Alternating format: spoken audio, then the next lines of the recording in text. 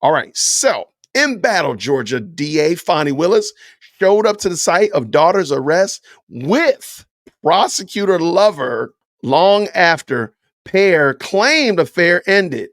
Body cam footage shows. Yo, I'm going to say this right now. Let me make sure. Big screen, big screen.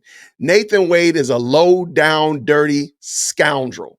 There. My name is Jason, dearwokec@gmail.com, but you are a low down, dirty dog. And I'm going to say that because you are married.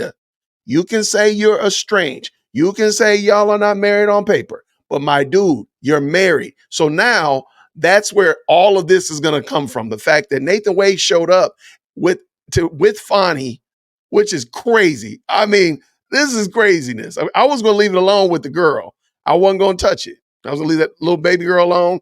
Children make bad decisions. It is what it is. If you raised around Fani, you probably didn't learn how to make good decisions. So I don't fault the girl for making bad decisions. I fault the parents. Now, Nathan, dude, you dirty. You just dirty, man. You deserve no quarter. You deserve none. So therefore, I'm going to call you a fool. You are a whole low down, dirty, rotten scoundrel. Embattled District Attorney Fani Willis showed up to the scene of her daughter's driving arrest with prosecutor Nathan Wade.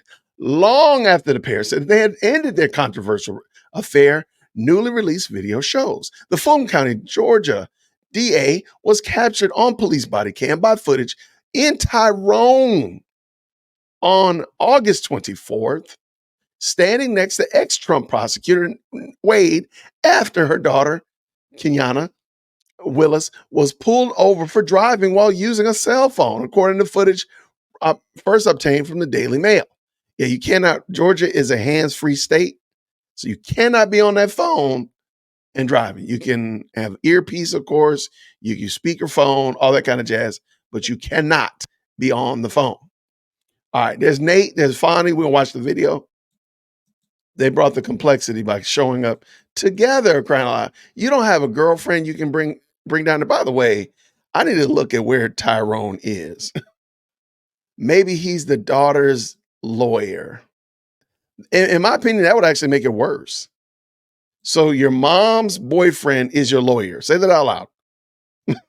Your mom's married boyfriend is your lawyer. Just let that one sit for a minute. I think we can all agree that one's going to be problematic as well. Let me pull this in.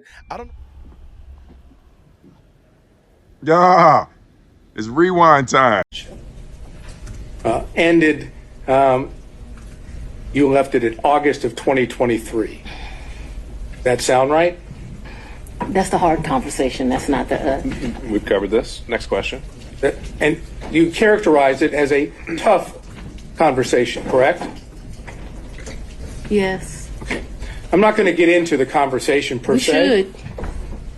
Well, if he doesn't want to, we won't go there. So, Mr. Sadon, next question. You know, it's kind of hard to say no when you've got that opportunity. But all I'm going to say is, was it pre-indictment in this case? So we know the timeline that the indictment was delivered. So that we're clear, the physical relationship ended pre-indictment. And is that when you were talking about the tough conversation? But I'm not sure that the tough conversation didn't happen until after, but the physical relationship. So I'm sure if you ask Mr. Wade, because he's a male, he would say we ended June or July because physical contact ended then. Just in my mind, being a woman, it's over when you have that like hard conversation. I just think women and men think differently. And I think the answer, Mr. Sadot, to your question was she's not sure whether it was before or after the indictment. Well, I'm not sure that was her answer, but let's see if I can get specific. That is what I said.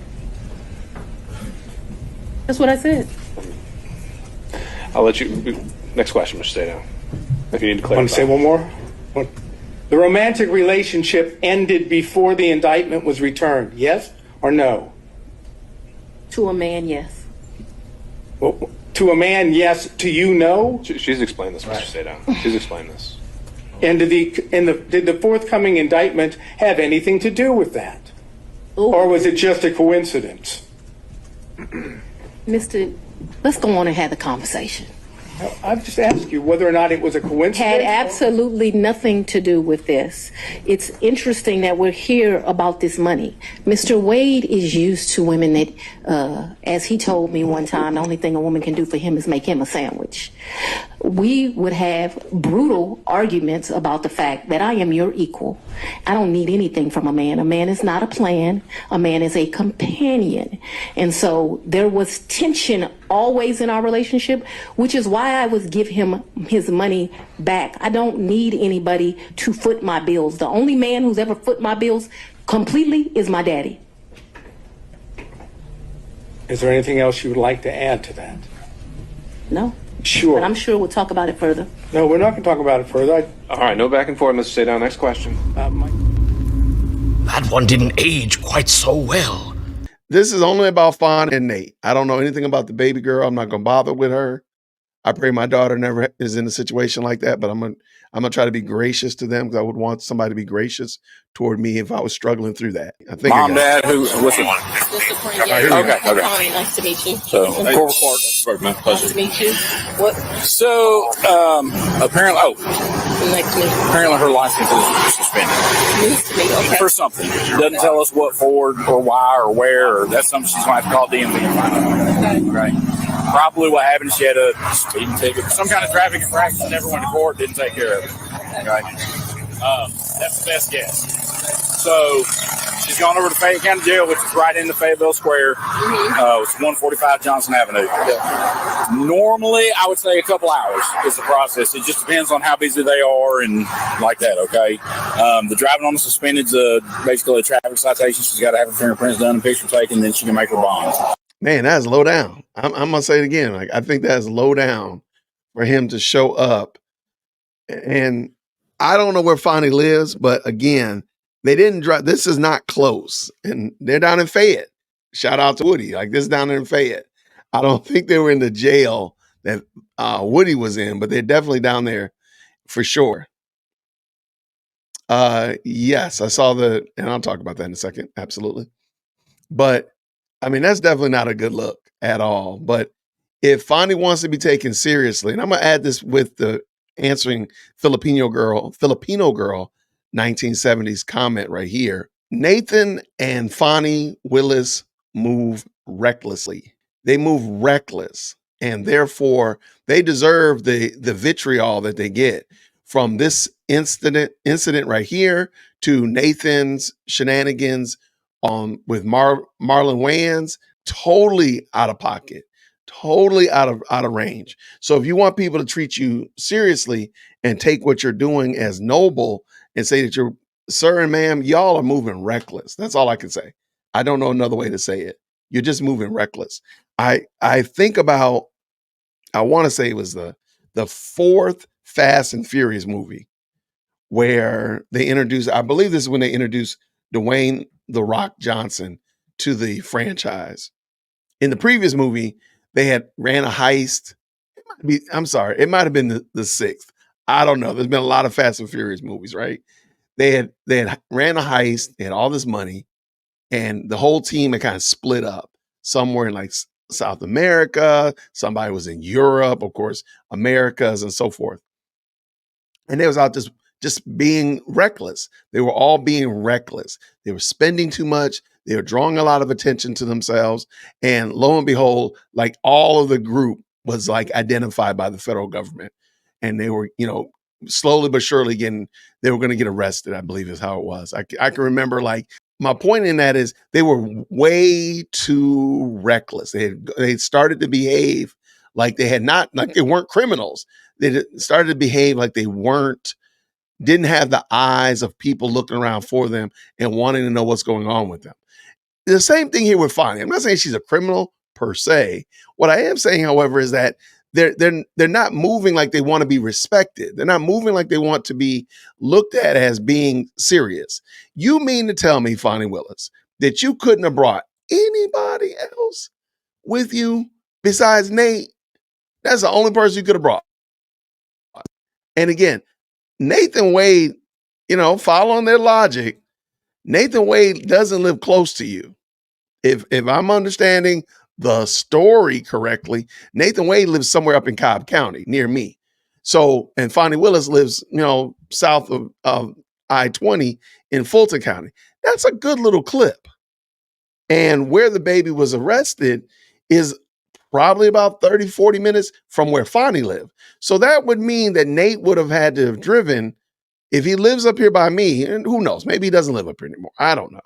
But let's just say that when he did live up here, that he would have had to have driven almost an hour and a half to get down there about an hour to get to Fani, and then maybe 45 minutes or such to get down there to where they were meeting with the police. That just seems real convenient. Y'all want people to take you seriously, and you sitting there on the stand waving that paper talking about this is a lie, this is a lie. Is it really though, Fani?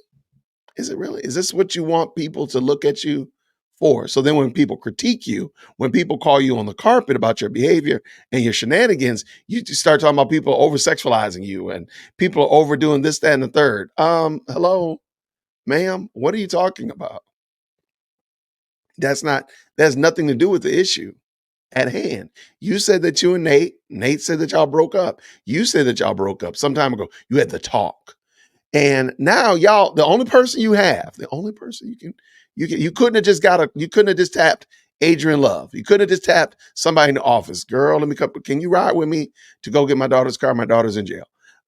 You couldn't have tapped somebody like that. Nobody. You had to go get your allegedly former boyfriend to ride with you to go get your daughter's car. Okay. I guess that's what I'm supposed to believe, I guess. I guess that's how it rolls. I see some people here commenting about a DUI. I didn't see the DUI. I did hear about the pregnancy. I heard about the cell phone. I heard about the driving on a suspended license. So I don't know about the DUI. That one's a bit much, because that would be more than just a traffic violation. She would have had a field sobriety test allegedly, and something else would happen. I don't have any proof of that. I think it's enough proof that, somebody they don't seem to be in office attire. Just saying. Hold on, what day is the 24th of August? Let me just check real quick. Y'all are some super sleuths. I'm telling you, this live chat is the most. Look, if I ever need to find something, okay, so that's a Saturday. That would have been a Saturday. Okay. That would have made sense. Okay, no problem. But you know what? Okay. We interrupt this program to bring you a special report.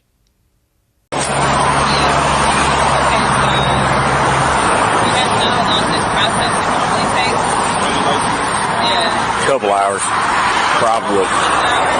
Mom, Dad, what's it? Okay. Nice to meet you. So, Corporal Clark. Nice to meet you. What? So, apparently, Nice to meet you. apparently her license is suspended. Nice to meet you. Okay. For something. Doesn't tell us what for or why or where, or that's something she's going to have to call DMV. Right? Probably what happened, she had a speeding ticket, some kind of traffic infraction, never went to court, didn't take care of it. Right? That's the best guess. So she's gone over to Fayette County Jail, which is right into Fayetteville Square. It's 145 Johnson Avenue. Yeah. Normally, I would say a couple hours is the process. It just depends on how busy they are and like that, okay? The driving on the suspended is basically a traffic citation. She's got to have her fingerprints done and picture taken, then she can make her bonds. You can pay it cash, use a bondsman, be 10%, whatever. They've got a list of people over there, too, that you can choose from and use whatever. So the vehicle's registered to her. I don't know if it was on a flock hit or if the officer observed some kind of traffic infraction. It wasn't me. I didn't make a traffic stop. He's already gone and got her going. Okay. So whatever the case may be, when you run the tag, it obviously gives us the vehicle information and the registered owner, and it's already in the system that she has an invalid license. Yeah. So upon that, we just verify that it is that person driving, or stop the car first at that point. We don't have to know it's them. It's general assumption that the registered owner is the driver of the vehicle. Yeah. You know, if you stop it and it's not, okay, have a nice day. But In this case, she was. So So just are the keys to the car here? yes. Yeah, everything's here. Yeah, everything's in there. She has 3 numbers, I believe she gave. Was it your number, a JC, and a third name I didn't hear. But she'll allow to make, she'll allow to get 3 phone calls when she gets in there. Yeah, once I'm gonna just park the car. And once they get the process done, she can make a couple phone calls and call you guys and say, okay, I'm ready, this is how much it is, whatever. I want to say off the top of my head, I think driving on suspended license is about $1,200. Yeah. Somewhere right in that area. Every municipality's different, you know, give or take a little bit, but somewhere around there. So, all right. Thank you so much. You're welcome. Any other questions? And now back to your regularly scheduled program. They don't move like they want to be taken seriously. They move like this is just happenstance. This is the right thing.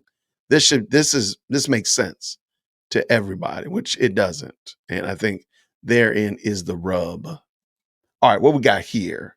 All right, let me pull this back in. Gotcha. All right.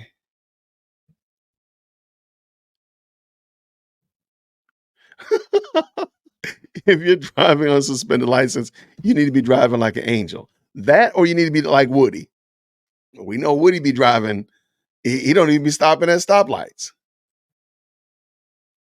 No, Nathan is still married as of right now. As far as I know, I've seen nothing that says that Nathan and Joycelyn Wade have been officially divorced. Now, we're not going to play the game because I don't believe that this is a valid reason for divorce. So we're not going to have that discussion. But all I'm saying is that at this current juncture, right now today at 12:45 on 9/4, September 4th, Nathan Wade is still married to Joycelyn Wade. Good, bad, or indifferent, like him or not, rich or poor, he's still married to her. There you go.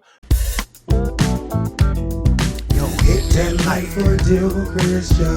Yo, for deal with Christian. Smash that bell for DWC. Yo, smash it. Just smash it. Hit that like for deal with Christian. For deal with Christian. Smash that bell for DWC. Yo, smash it. Just smash it. Hit that like for deal with Christian.